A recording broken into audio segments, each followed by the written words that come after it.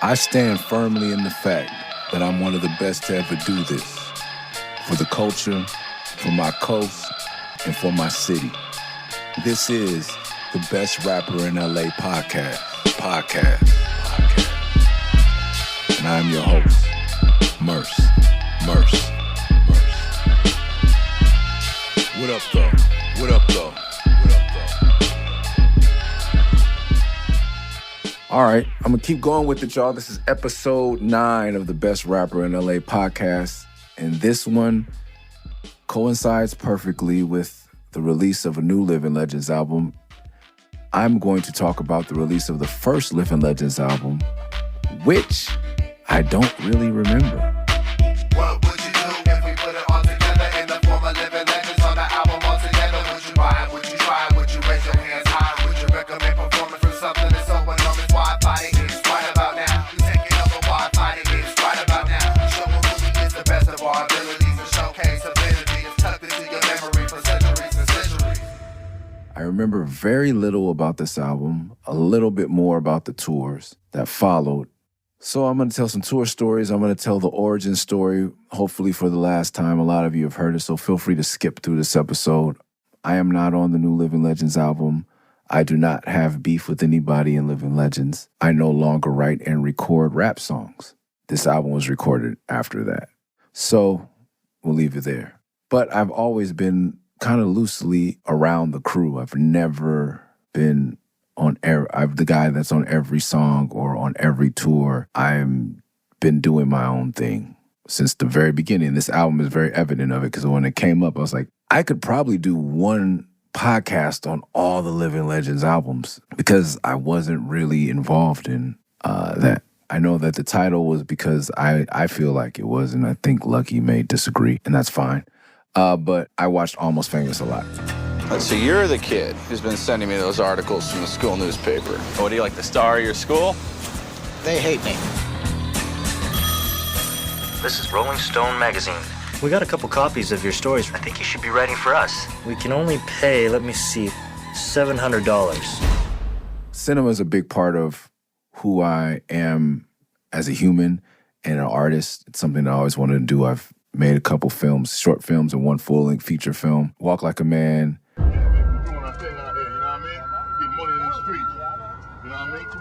How long we gonna have to struggle with this shit, dude? I ain't trying to be one of these rap cats that put in mad work and never get nowhere with this shit, man. There's a short film on a Murray's Revenge DVD, and then there is Mall Dogs, which is on Amazon Prime, Tubi, everywhere for you to see. Mauldogs. Don't blame me. It's horrible. Starring Murs, D1, Tabby Bonet, and Academy Award nominee Eric Roberts. I think we're ready. Mall Dogs. I like cinema. I am the one that brought a lot of the movies around Living Legends. Even the song Local Talent, if you know old Living Legends stuff. I was pissed because I wasn't on the song and they sampled Juice, which is my favorite movie. Been all over, man. Everybody know them. You're just local. Local. Yo, kiss my local ass, you know what I'm saying? Locally legendary, taking over all opposition in positions of authority, controlling most of the factions of minorities in the world. Usually if a movie was sampled, it was from my collection. I'm obsessed with cinema to a certain extent. I'm not a cinephile, but I did want to major in film and music business at NYU. My grades couldn't afford it, and neither could my mother. That said, Almost Famous, the title, I knew I had that influence, but that's probably about as deep as my influence goes. I showed up for the album cover shoot, but as you can see on the cover, I was the first one with the Living Legends Letterman's jacket. I definitely like to represent for the crew. I won't say I was rogue, but I was definitely repping solo while they were nailing down the West Coast. And in my opinion, I felt like they were nailing it down too firmly. I wanted to branch out and do other things, but not under the banner of any other crew, as some has suggested over the years. I've always, 316, Murs for President, I feel like maybe even on this last album that you guys haven't heard yet, always said Living Legends. I have one rap crew, so to speak. I have worked with many other different rappers. This album, I came into one session and I believe I did all of my songs in that one session, and they called me to take the pictures for the album cover. The funny thing about the album cover, I think we shot it at this After Hours on Hollywood Boulevard, and it was a man named Charlie Collins who, when I was 15, allowed me to intern or was street team for him at BMG Jive Records. He was something there, and he was a white dude that used to shop at Martin's Records in Midtown. And I believe at the behest of Martin, he took me on as an intern, let me put up Tool stickers. I was on the street team for Tool. I had no idea what Tool was or who Tool was until I met Slug years later. So in 93, 92, I was putting up Tool stickers. I don't even know if I've still heard any, like, a full Tool album. But that was a little unique thing, what quirky, weird, synchronistic moment when I showed up and I was like, oh shit, Charlie Collins. We're shooting our album cover at your spot on the Hollywood Walk of Fame. I believe that's all I remember from that day. And I believe the studio we recorded was somewhere in the Valley. I feel like maybe later I found out that's where Corrupt recorded. And I feel like it's also, if you ever seen the Punk'd with The Game, I believe it's the same studio, but I could be wrong. The Valley was still a very, very new place in uncharted territory for me. The San Fernando Valley, to be specific. Living Legends. That's the cover story. Maybe I should have told the origin story first. That's the story of the cover. The origin story, from my perspective, and I hope as they roll out this album, they'll finally nail this down. There's a documentary in the works. I hope they nail it down in there as well. I'll continue to say I'm not very involved in the day-to-day stuff. I don't know who did the logo, many other things. Sunspot Jones, this is the first living legend. He was a brother from another planet, a.k.a. BFAP. The Mystic Journey Man, I believe, was the tape. He met Lucky at a party on a naval base or something. They started rapping together. I don't know. I would assume maybe Alameda. I think there's a base somewhere. I don't know I hope they tell the story. This is my understanding. Lucky, Tommy, I'll slip up, Tommy and Corey. Corey is Sunspot, Tommy is Lucky. This is how I met them, their names. Then it was I don't know if it was BFAP, the brother from another planet, and PSC, the psychedelic stepchild. They formed Mystic Journey Men. They were on the Bomb Hip Hop compilation with a song called Swing. Yo, check it. I walk down the street with a fist on my posture. Cause suckers always wanna come and try me, so I gotta beware of the stairs. Cause no one can be trusted. Then they put out 4001. They lived in a warehouse at 4001 San Leandro. I just drove by it and I think it's for sale. You can see it if you ride the Richmond BART.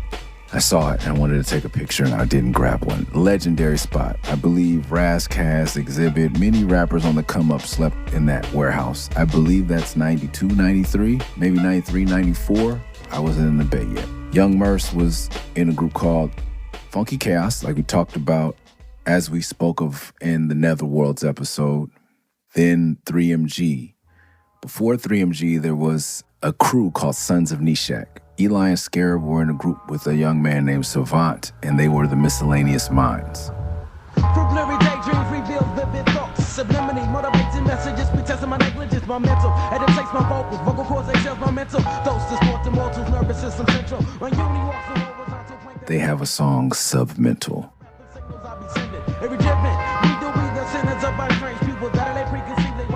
which is still probably next to Dead Bent, the 12-inch version by MF Doom, my favorite rap song.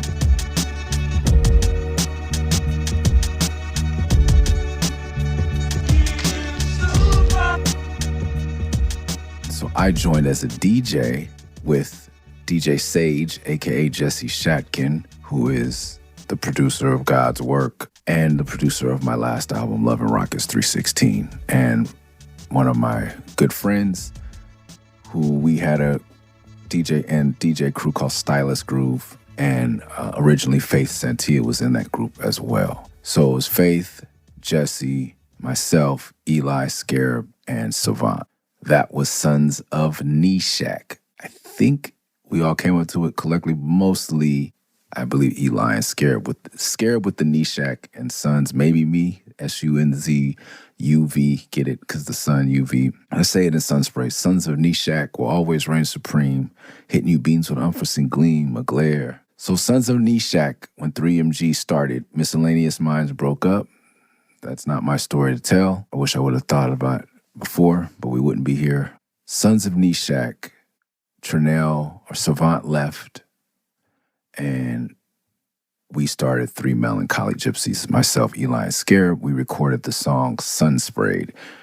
Soon after, we got into a crew called Log Cabin with TS, Radio Inactive, Malik the Problem Child, Saga, Porridge, a.k.a. Nose, Cookbook, and Uno of LA Symphony. They were in a group called The Eternals.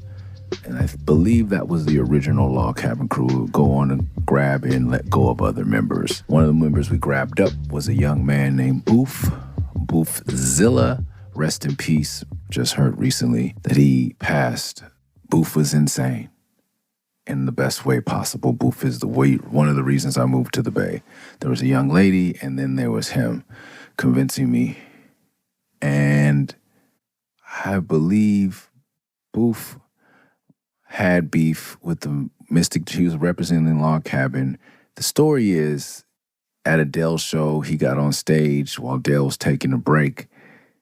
He got into it with Mystic Journeyman because they were from the Bay and he was from LA. Something, I don't know, but Boof was very just banged out. So he was going to start a fight wherever he went. Boof called me and told me I should move to the Bay because he was able to steal from the grocery store. That's how I was making my living, or how I was living sometimes when I didn't have food, to steal bread and food and cold cuts and shit from the grocery store.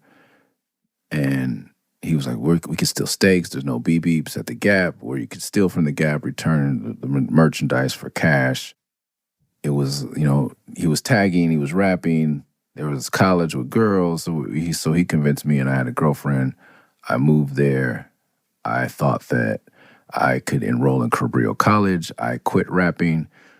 The Log Cabin story is longer, but we tried to record an album. It never came out, contrary to popular belief.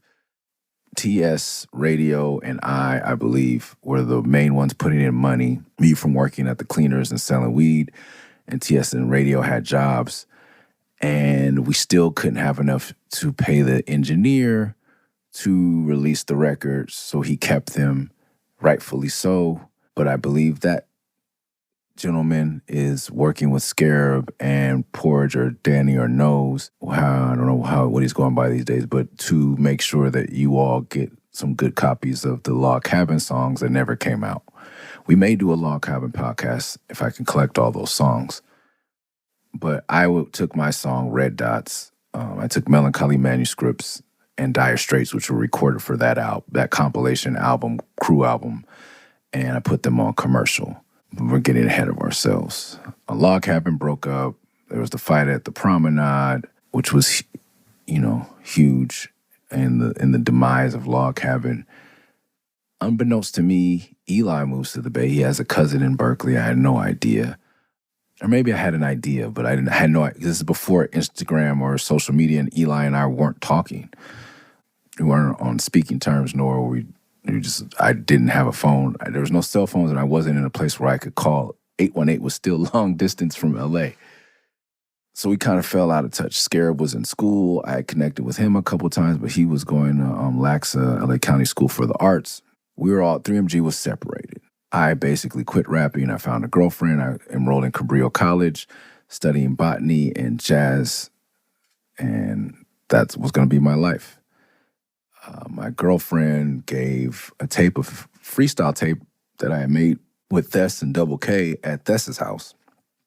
gave it to the radio DJ, the Grinch, at the college station at UC Santa Cruz, and he said, I have to have him up here.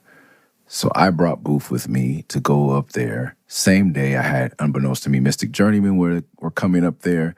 Mystic Journeyman. This is a disjointed story. Mystic Journeyman was a group I heard of first from Kevin, my friend, who was a Crip that lived 2 blocks away from me. He smoked weed, I smoked weed. We became friends or drug buddies. And he would tell me, yo, cuz, since your mom's always kicking you out, you should move to the Bay and live with my brother. He does that weirdo rap shit too, cuz.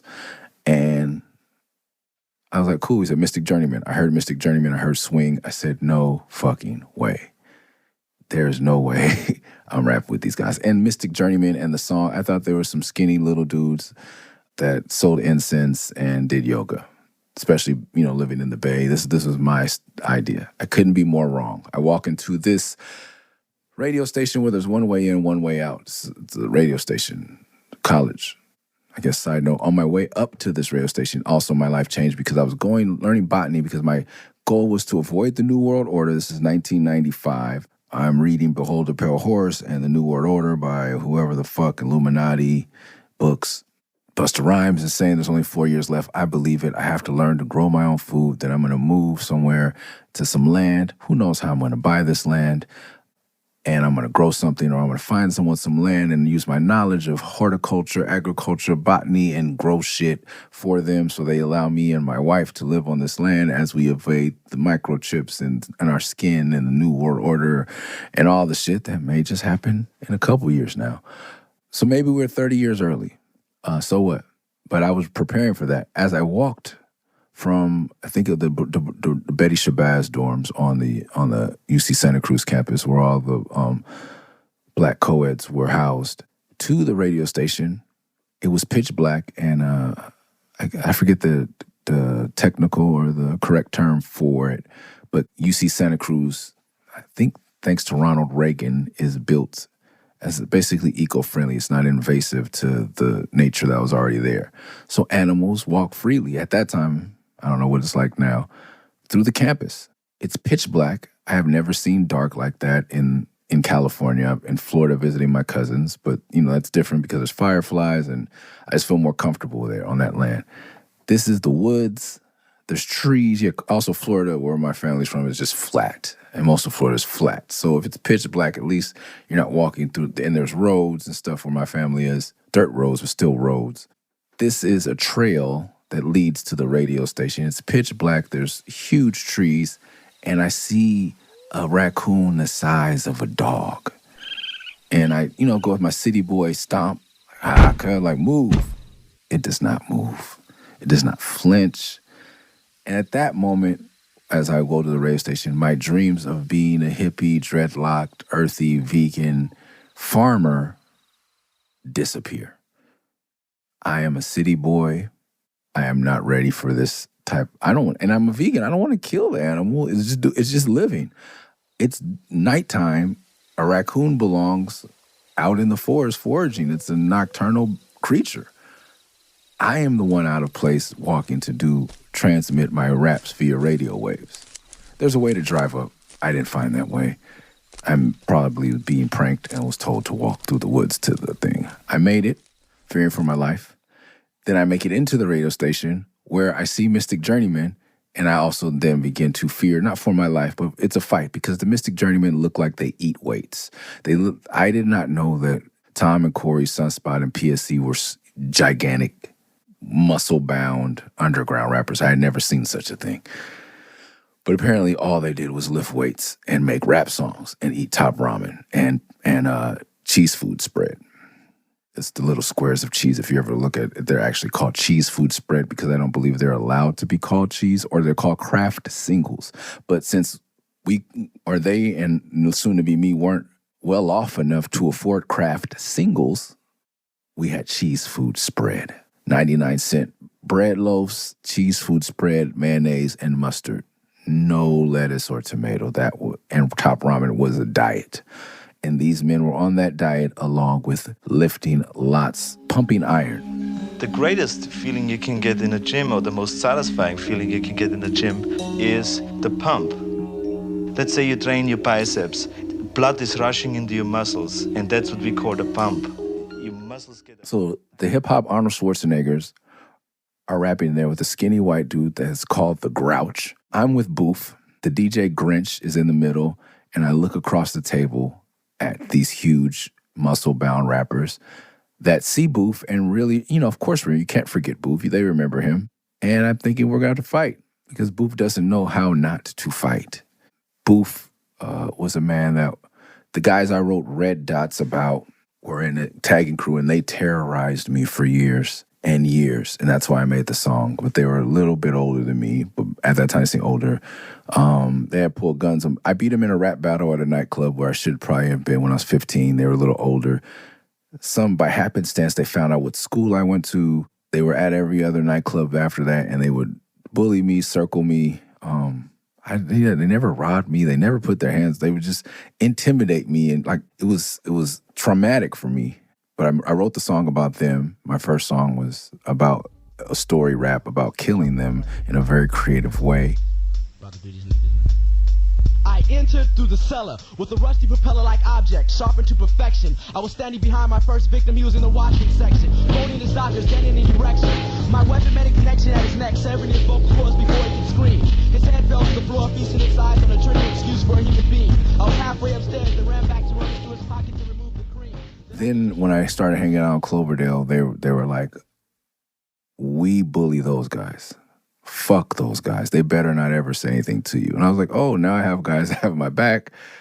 Because it was never one-on-one. It was always a gang of them and a gun trying to just talk shit. They were just like scaring me. But that ceased when I was taken in by my best friend Terry and his cousins and his brothers. So that was great. Then I met Boof, and Boof was like, oh, they're in my crew. And Boof was definitely the muscle in that crew, so he told them to chill out as well. Boof, my brother, Boof went to jail, and he would call me, and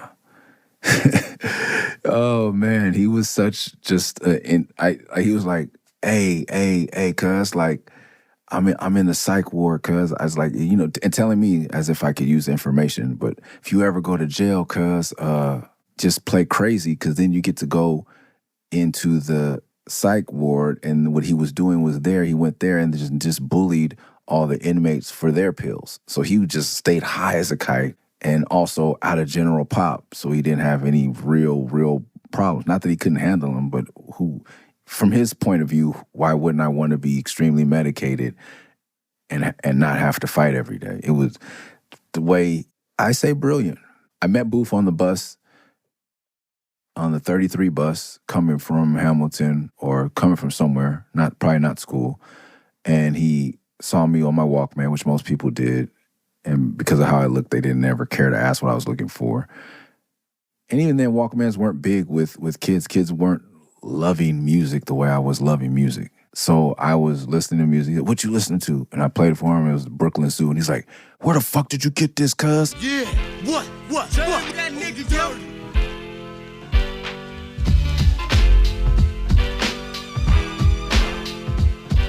I'm like, I'm going to the record store right now, right up the street. Come on, let's go. And we became instant friends. I took him to Martin's, he bought the tape, and we just exchanged numbers. We became friends from that. And I think I'm how we got into Log Cabin. He goes to jail. When he comes home, it's Thanksgiving. I say, he called me, collect, said he's coming home. So I said, come to my house. He comes to my house. Jizza had just dropped Liquid Swords. Yeah, picture bloodbaths and elevator shafts like these murderous rhymes typed from genuine craft. Check the print, swear veterans, spark the lettering. Slow moving MCs is waiting for the editing. The liquid soluble that made up the chemistry, a gaseous element. And he's like, cuz, I was just singing this the whole time, because I guess he had it in his Walkman when he got locked up. So when he got his personals, he got it back. He had been playing it all day, but he's like, when I was locked up, I just kept singing it. And I could see him high as a kite and wherever they put the insane people. So I put it on my brother's little boombox we had in the backyard. When the MCs came to live out their names and to perform, some had to snort cocaine to act the same with the poor heat rocking on. I can see it now. He had on a bootleg blue Duke jersey, basketball jersey. And he started doing windmills on the concrete. I just looked at his shoulders, scrape. I don't know what he was on. He could have, no booth, no, it could have been nothing. Could have been LSD, could have been Sherm, could have been shrooms. But he was doing continuous windmills to Liquid Swords in my backyard on the concrete. The most hip hop, psycho, crazy, gangster, Wu-Tang loving shit I ever seen in my life.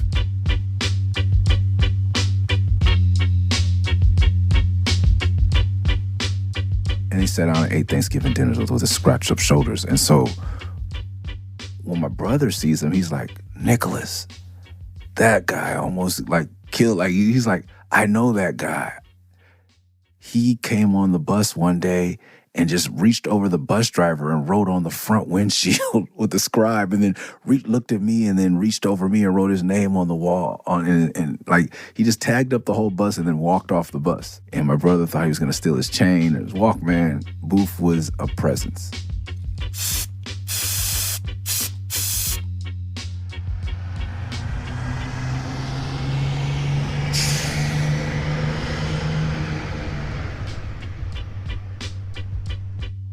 Back to this recording booth in Santa Cruz. The year is has to be either late 95 or early 96. I think we're gonna fight. I'm like, I could take the white guy. There's no way I'm taking these two. And even Booth, I've seen him do some things, but these two dudes are too huge. So we start freestyling. The looks are being exchanged. So I start freestyling about Kevin and Meadowbrook, which is the street that Lucky and Kevin and I grew up on. And Lucky says, you knew Kevin, and that kills everything. And fast forward, I eventually end up sleeping on Lucky's floor. And me and Lucky and Sunspot eventually end up living in a new warehouse, the outhouse, not the 4001 warehouse. So what Kevin told me to do years ago came true eventually. We didn't fight that day. Lucky took me under his wing, invited me up to the Bay, where I took the 17 from downtown Santa Cruz to another bus in San Jose, which took me to the Fremont BART. I hopped off the bus at BART MacArthur. That is a line I had in a song by These Hands called Where I'm From. I remember up in San Jose, had all my bags packed, I was fresh up off the train. In the Bay. Headed to the Bay, I had a plan to be the illest brother, take a mic off a stand. I got off the bar, had MacArthur. The shit felt like I stepped out of flying saucer.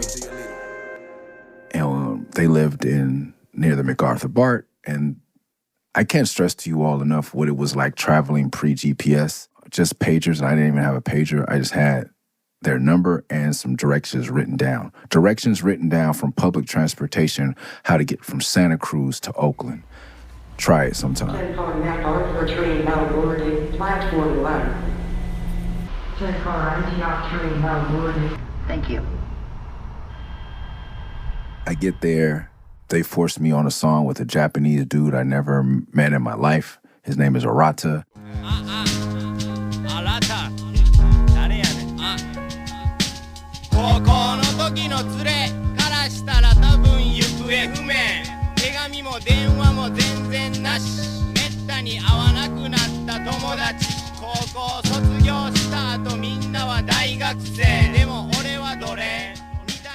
And we do a song about the cyberspace. Time will bring us change, but change won't bring us time.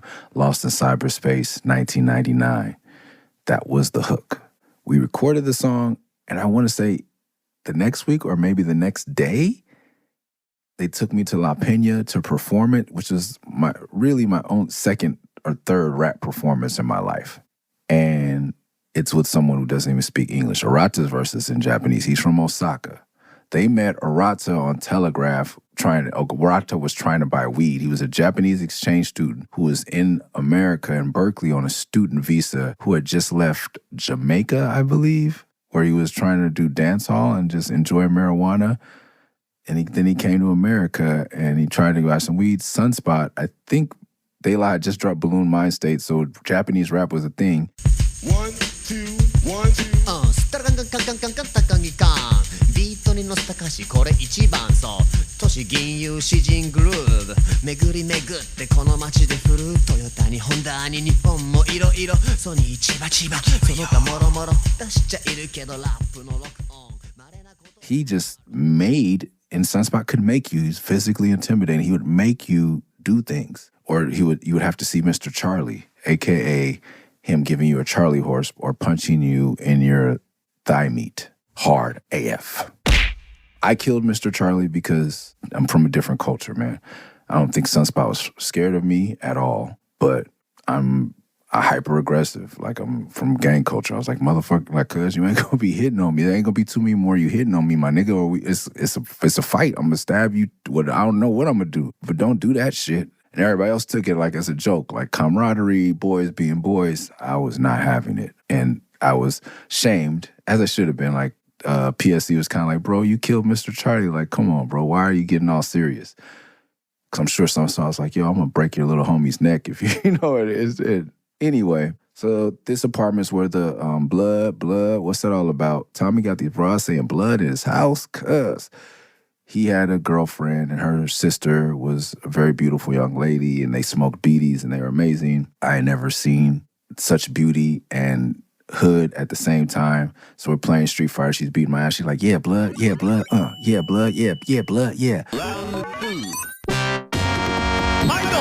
And finally it got to the point where I had enough and I stormed out.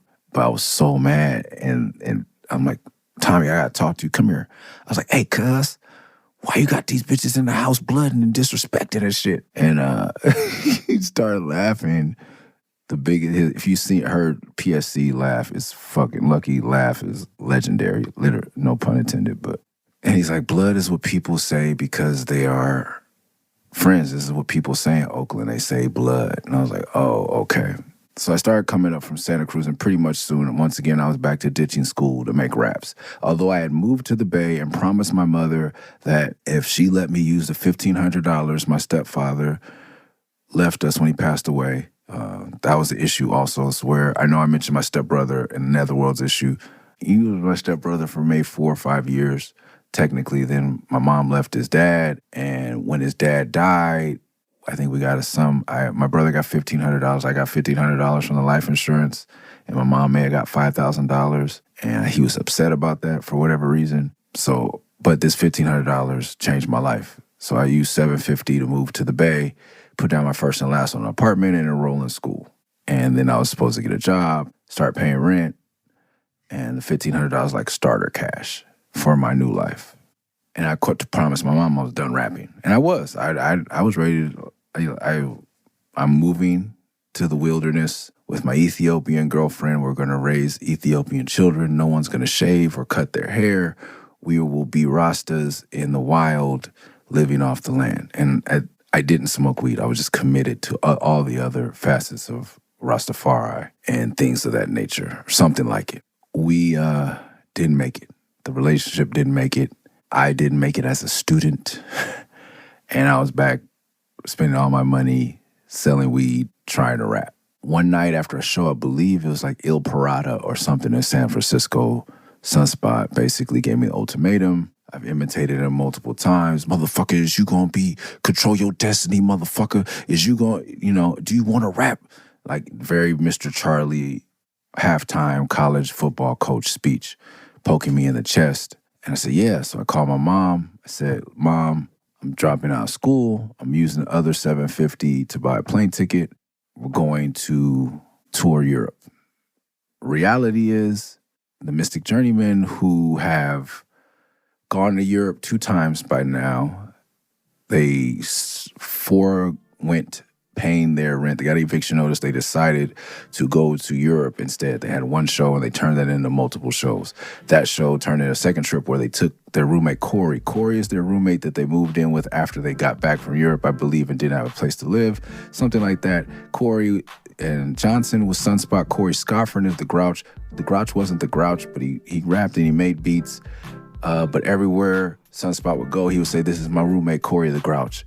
as a joke, and it caught on because it's Oakland and it's very wonderful, kind of country, kind of city, and shit like that sticks. So he became the Grouch against his will, but it is very, very, very much who he was. I don't feel my friend is a Grouch now. He's Grouch-esque, but he's such an evolved and better version of himself. That's how the Grouch was born. Mystic Journeyman, the Grouch. They were hanging out with a couple other people, but I was the first person. Me and Arata went on tour. Arata is a true enigma. I don't know how his passport and visa, all that got clearance. He was in America on a Japanese student visa coming from Jamaica, and then we all went to Amsterdam. And as a parent now, I can see I'm calling my mother on the telephone and say, hey, 2 months ago I enrolled in school and I've never put out an album that you've heard. You've never seen me rap. You've never heard me rap. Yet I'm headed on my first tour. I'm going overseas. My mom is 70 years old and I love her dearly, wholly and completely. My mom just left the country for the first time and went to Jamaica. I wish it wasn't, so I've tried to encourage her. My mom is a workaholic. I wouldn't be here without her. I'm glad she finally did it. She loved it. So a woman who wasn't going to leave the country for another 30 years has a son that is 17 years old at the time. And I'm telling her, I'm going to get a passport. I'm creating a cassette. And I'm going to be going on tour in Europe.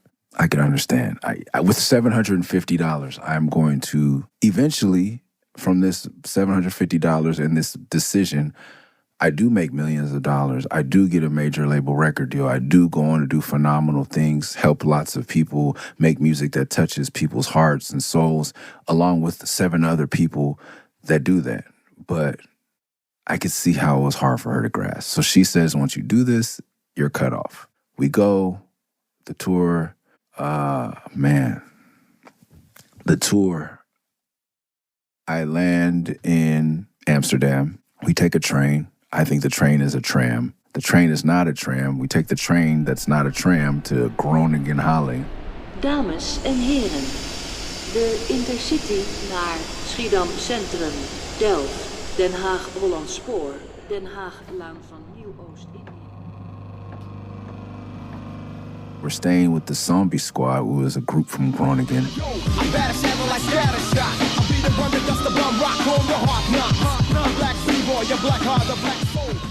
And I believe to me, it's New York style buildings. They look like the project. They're in Groningen, they live in the projects. We're going to their projects or their apartment building.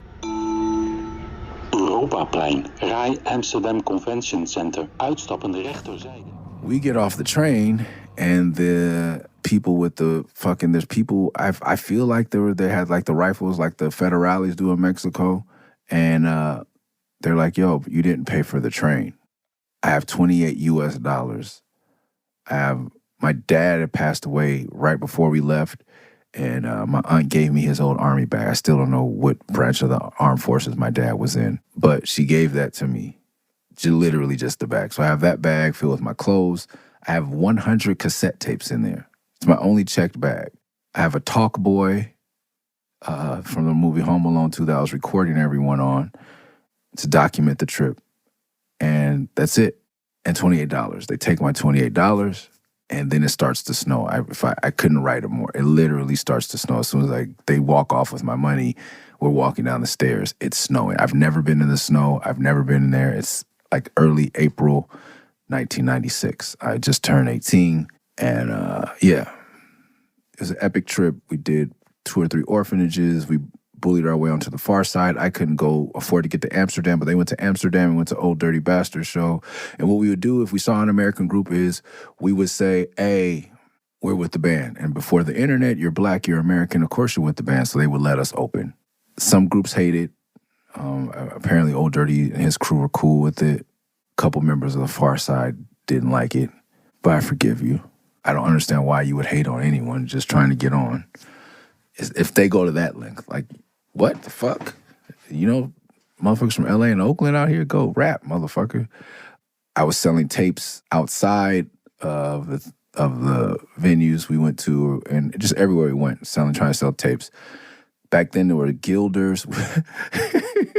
The infamous line is, I think we had, because I was running out of tapes. Believe it or not, we had 3 weeks to stay there. No hotels. We never touched a hotel. We would meet people and sleep at their house.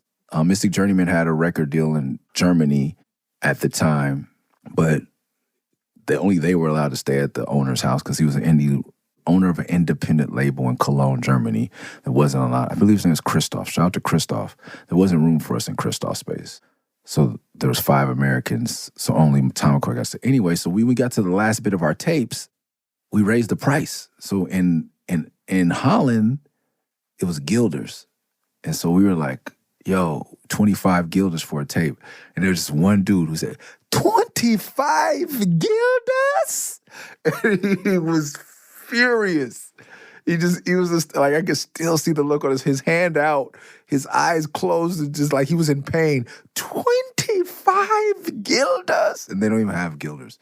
But we were going between Deutschmarks and francs and guilders because pre the euro. I had run out of tape, so I brought some blunts, literal Philly blunts. I started selling them for 5 guilders or 5 marks. I don't remember where we were when I had to sell it. And the kid straight up asked me to see my gun. And I didn't know what the fuck he meant. But he meant because gangster culture there were people there I met with St. Ides on top of their mantle that they treated like vintage champagne because it was in rap. So like the Philly blunts, like these were like artifacts to them. And me, I was like a walking artifact, like a walking exhibit. No pun. Let me see your gun. Because I'm a black American, a young black American that raps, obviously I brought my gun to Germany. Even, this is pre 9/11, so there's no TSA. So I found a way through. They still had metal detectors. But I guess I smuggled a gun in there in his mind, or just I came with a gun like some type of action figure. And that, although I wasn't on the road to making gangster rap, that was definitely another push for me to go in another lane, because I realized when I speak to some people, I speak for all my people. And I always felt that responsibility, but I felt it even more so then. Just, I guess, and we go back as we finish with the Netherworlds, just to be honest, not to be perfect on a record, but to be honest. I didn't have to make myself into some strictly revolutionary rapper, but I definitely didn't need to exaggerate or glorify the genocide taking place in inner cities across America. The other highlight or lowlight of the trip was sleeping in an abandoned building and having Sunspot tell me that was underground. I said, bro, there's like balled up, greasy, like stuck to the floor, gay porn everywhere. They gave us some sleeping bags, me, Arata, and Grouch. Like, I could see my breath. You know when you exhale so cold, like I could see my breath when I breathe. And to sleep, this is where I sleep. The toilet didn't flush. I would have rather slept in an airport, in a bus station, on a bus bench. Because this was basically outdoors, but it was dirty.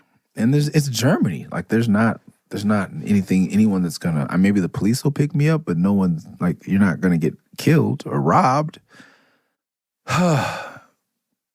They say, you want to be underground? This is underground shit right here, motherfucker. And I'm like, okay, man. I wanted to fight, because that's how I was processing. I was scared and I was sad. I was disappointed and I was scared. But in my young mind, that meant I wanted to fight him. I was disappointed that he thought that was okay, and I was scared to spend the night there because it was unsafe and unclean. I didn't fear for my life, but I was just like, I could catch something. I don't know what, but I felt like it was that filthy. All that finished. I'm also touring in Europe. I only get to introduce Mystic Journeyman and or perform the only song that I have an instrumental to, because Sunspot did the beat. Thank you, Sunspot. I perform a song with a man speaking Japanese. So there's me and Arata are performing for people who don't speak English, who maybe speak a little English, but Dutch, French, or German is their first language, and we're performing a song in English and Japanese. that was the start of my career, and freestyling wherever I could. But, you know, some of my metaphors, it's not as amazing if English isn't your first language, I would assume. That's why I think a lot of producers are huge in Europe, more so than rappers. We fly back. Lucky and Sunspot are living with their girlfriends at the time. I am sleeping in their living room. There's no furniture. There's a TV on the floor. No, there's no TV in the front room, I don't believe. And I sleep on the floor with my hoodie as my pillow and a sari, if you know, like the little thin pieces of sheer fabric. That is no blanket. And I learned, being a Californian, Southern California, that Northern California is fucking cold. And I don't even know what the heater was like in that building. Eventually, I find out that there's a song called something like The Raging Buffalo, and Grouch has a friend in Berkeley. They introduced him to his cousin that's white that also raps from LA. That cousin is Eli. Eli has no idea that I am living with or touring with Mystic Journeyman and the Grouch. So he does a song with the Grouch. Grouch has no idea that I know Eli because I'm not telling them about Sunsprayed or Law. Like, there's no way for us to know. I don't know when or how it all comes together. And I was like, oh shit. Maybe it came together before the Europe trip or after the Europe trip. Tom and something happens where Tommy has to move out of the apartment, or they both have to move out of the apartment. I believe Sunspot's girlfriend moves. So Sunspot moves with her. Tommy's girlfriend, who would become his first wife, moves. And we all have to move to Alameda, to Grouch's mother's house in the basement. Now it is me, Arata, Aesop, Eli, Lucky, and the Grouch living in a basement in a house in Alameda with Grouch's mother, his two little brothers, and his little sister. To my knowledge, there is one bathroom in this house. I don't know if there's a master bedroom, bathroom that Grouch's mothers use. Please, I hope so. We all showered, shit, ate, and lived 10 people in this house, 6 of them being grown rappers, 3 of them being black men over the age of 18, living in a house with a young white woman under the age of 14. The trust, the love, the compassion, the support, I cannot describe how deep my respect, and love runs for Grouch's mother. It was fucking chaos. We made music all night. We smoked weed, beaties, and drank liquor. We were scum of the earth. Literally, living in the basement, I guess that makes sense. Scum of the earth. Using her phone at all times. And bro, I'm selling weed. I cannot believe it. I praise God. I thank the Lord for her and her kindness. She had whole children, like for real children upstairs, bro. Like, you know, and I keep putting race in there because I'm not, like, white children. Like, what the fuck, man? Oh, man. And Grouch for letting us, even proposing that to his mother and being down for us. His brothers and sisters for showing love to us. And, you know, because they could have just said, I feel uncomfortable. Fuck these guys. Like, we're farting on his little brother. I'm farting, wrestling, like putting him in headlocks. Like, we're family, like a for real family. I never felt uncomfortable for one fucking minute, and I should have. But in my mind, I knew that this isn't acceptable. Like, we got to get out of here. But that was me, myself, pushing myself. I never felt uncomfortable one moment. Grouch used to deliver pizzas. He was the only one with a car. He used to deliver pizzas and paint soccer fields. And he taught, I had never played soccer. Me and Grouch got in a fist fight because I said soccer was for homosexuals and Mexicans. I was ignorant and fucking stupid. And we got in a legitimate fist fight. And we're in Groningen, Holland, in this person's apartment or in the projects, wherever we were. And a year later, I'm asking him to please let me come paint soccer fields with him. I don't know if I was trying to get paid or just trying to, like, pay him back for letting me stay there. And now I'm a season ticket holder. I was a season ticket holder for the LA Galaxy soccer, and I'm obsessed with soccer. Life will humble you. Life will change you.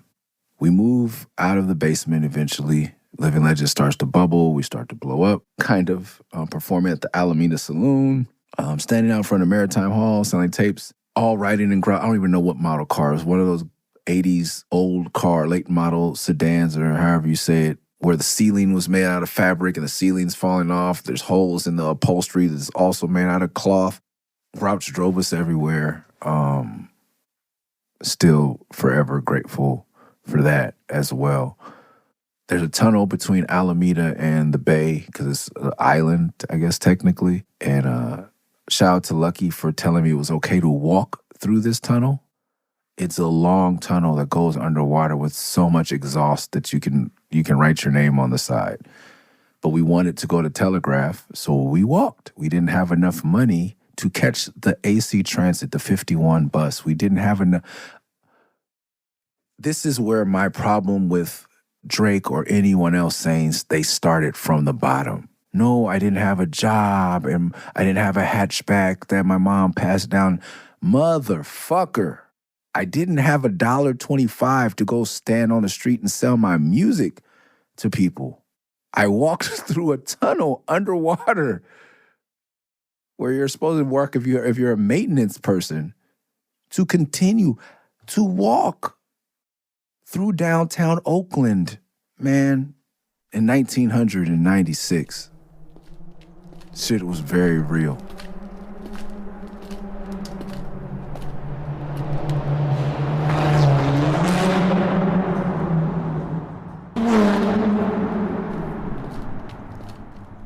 We moved to Deep East Oakland, not Deep East Oakland, East 14th and Seminary to a warehouse. We met Picasso. So now the crew is Aesop. How did we meet Aesop? Aesop became sleeping in our basement.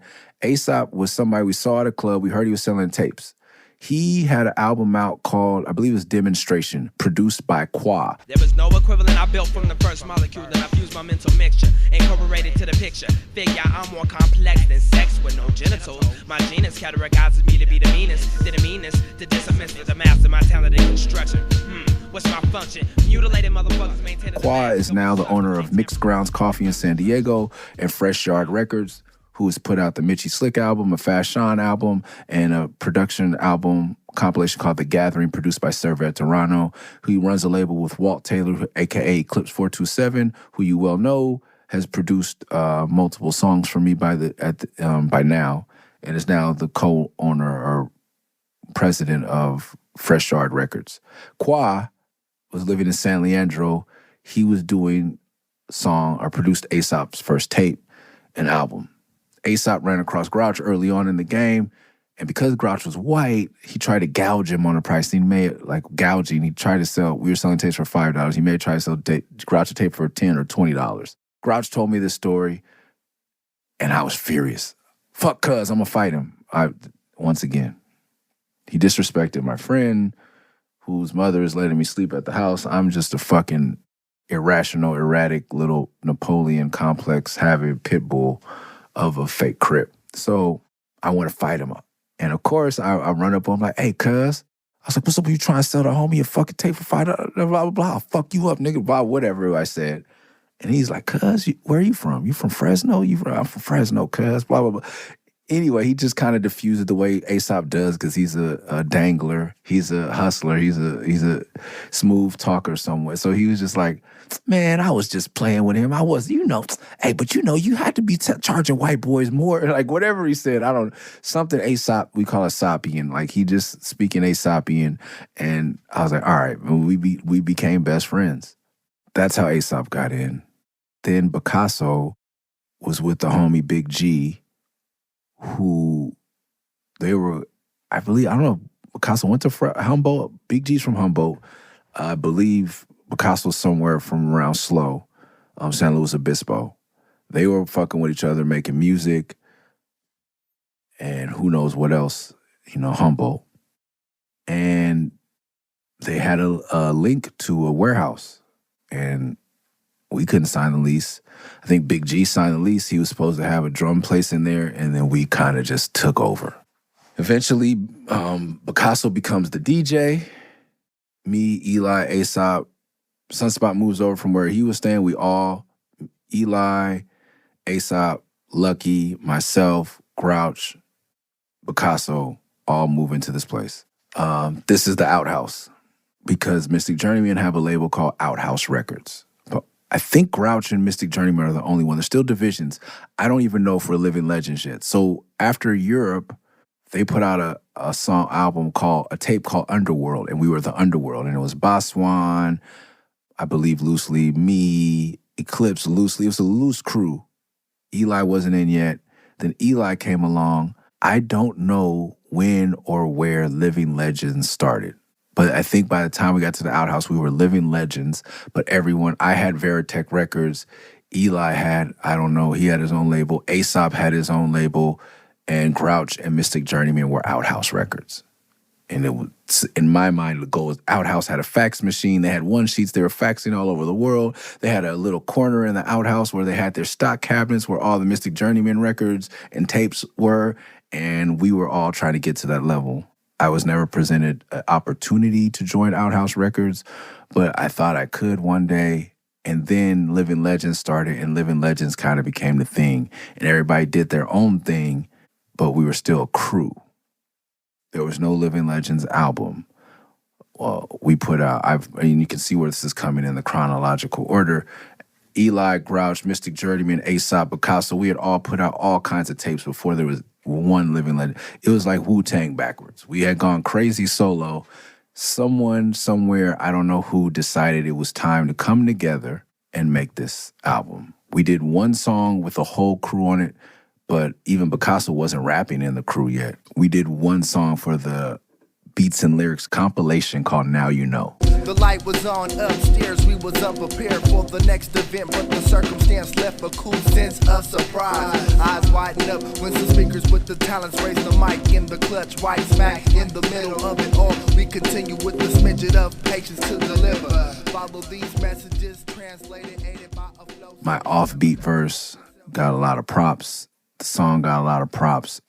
I was so offbeat that in the shows, I would have to do my verse a cappella because it was so fucked up.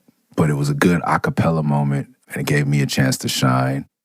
But, it's corny. It's like 90s. Like, yo, my man said, hold on, kill the beat. My man said. But I believe that was a huge vehicle for us to be heard. After that, we got offered the Third Eye Vision tour. Or not offered, we asked. I don't know who brokered that. I would assume Sunspot or Lucky. Probably via Pep, because Pep Love had been recording with Mystic Journeyman. Shout out to Pep. Whatever City Tour, 1998, Third Eye Vision drops. Their deal is if you can get there, get there. And we can do a whole podcast about that tour. But we still took this tour without having a Living Legends album. That would have been really smart to have one back then. Everybody outside trying to sell their own tapes. We all rented an RV. Grouch and I believe Picasso were the only people with licenses. Picasso, we rented it in Picasso's name, I'm pretty sure, and we drove around the country doing shows without an album. So I don't know what genius decided that it was time, but it was past time for us to do Almost Famous. There's a million stories that go between how we all met and that, but I think I got how everybody came in. Arata was still living. I did a brief stint living in a house with Arata and a bunch of Japanese exchange students. This is where I learned to use chopsticks and a little bit of Japanese I know. Shout out to Shingo. His girlfriend lived there, and their dog Taisho, which means boss. If you hear it on my song, Tokyo. I make reference to Taisho because I do love dogs, and I do like to shout the homies out. I'm sure he's no longer with us, but Taisho was an awesome dog. Tokyo, Tokyo,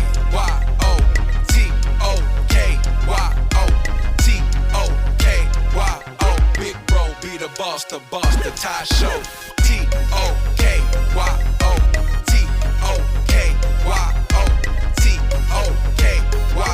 Big bro, be the boss, the Taisho.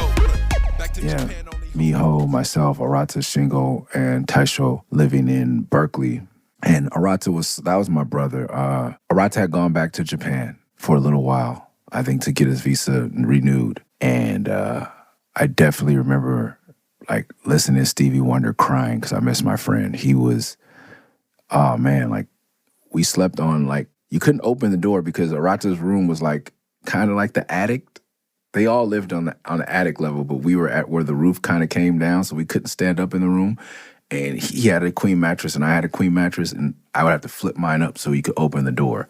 Or if you wanted to go to the bathroom in the middle of the night, he kind of had to step over my head to open the door and get out. But he gave that space to me, never asked me for rent, never, that was my, for all intents and purposes, we were a group at that time because the only song that I had to perform without other people on it was my song with Arata. So we were always performing together, living and exploring life together and finding ways to get people to buy us food or give us rides.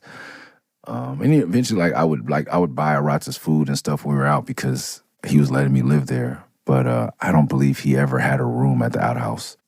It was a huge warehouse. There was a clubhouse kind of in the middle of the room. Picasso built walls and lived under Sunspot. Sunspot, of course, got the treehouse.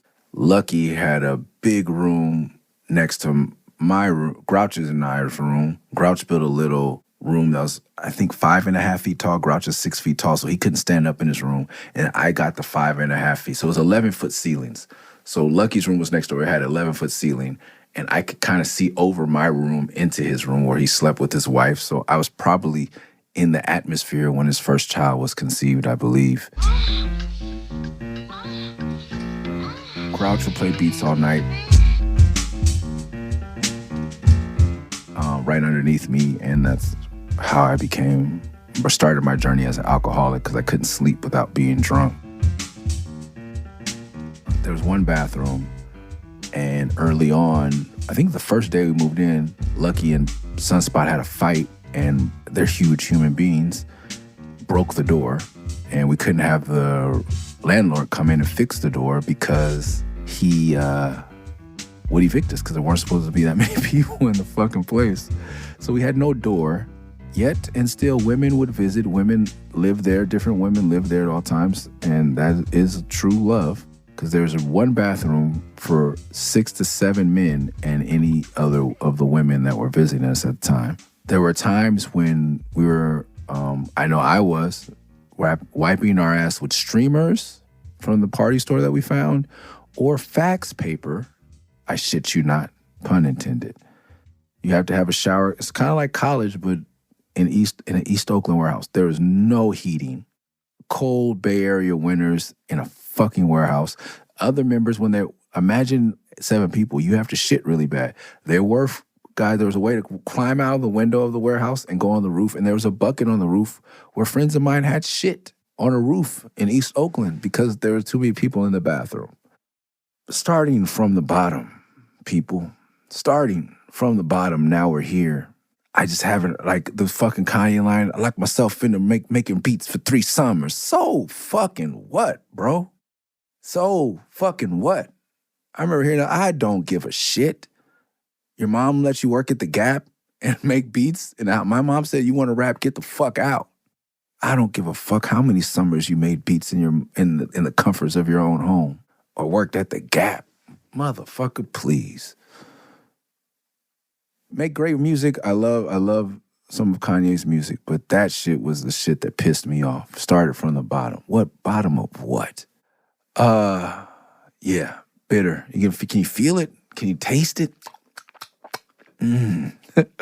But I'm not bitter because I think I know it made me better.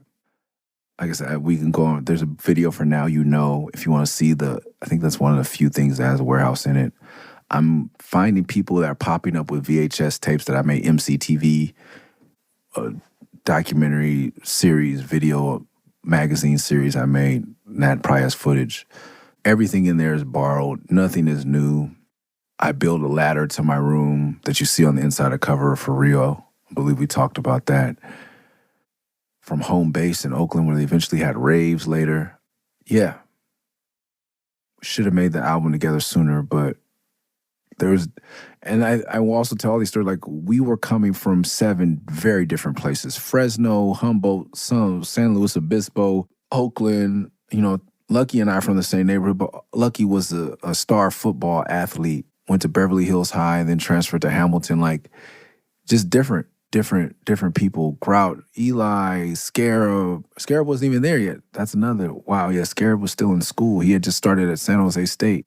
Grouch, the oldest of 4 children from Oakland, with a single mom that's a teacher. Eli, I believe his mother, single mothers, sang backup for Angela Davis at one point. I don't know, man. Auntie Joe's another person that looked out for me heavy. Shout out to her.